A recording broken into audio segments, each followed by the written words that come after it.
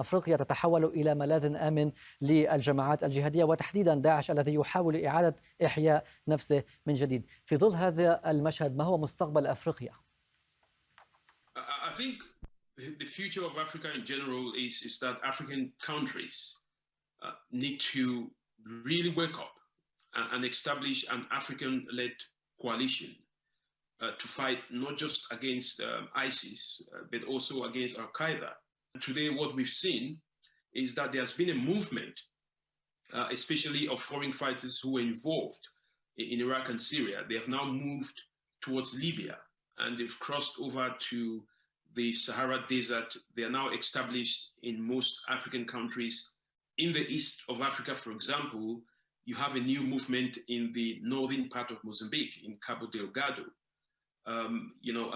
which has pledged allegiance to ISIS. In DRC Congo, which is also the east, but also part of the central part of Africa, you've got a new movement there as well that has pledged allegiance. In the western part, you've got Boko Haram in Mali, Burkina Faso, Niger Republic.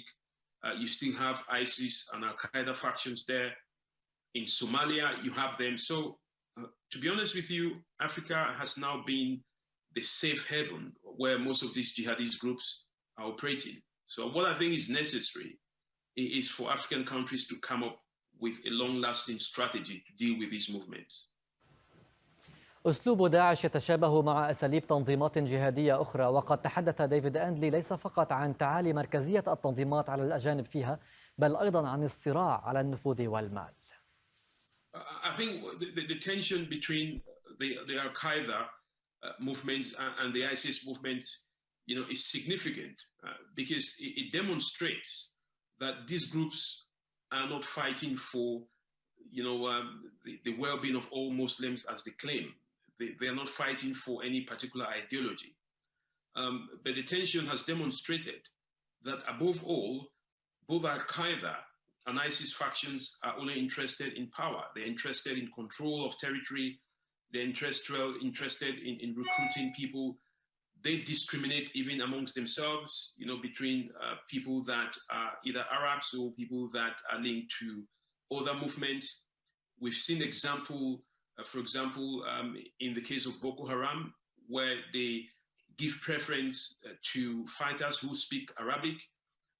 They give less preference to people that speak Hausa language, but also less preference to people that speak English language. I mean, we've seen in one of their videos, which was recently posted, where the Boko Haram faction was aligning itself with the ISIS faction.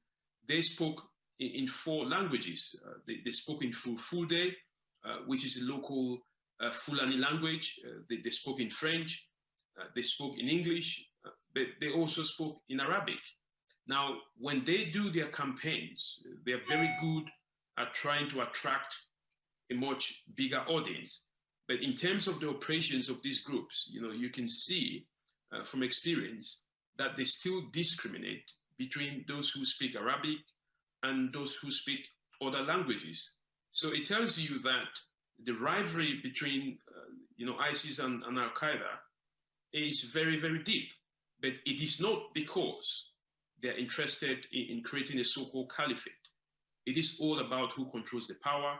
It is all about who has more recruits and who has more money. So these groups, at the end of the day, still turn up to be as bad as the governments that they point out to be the reasons why they're setting up, their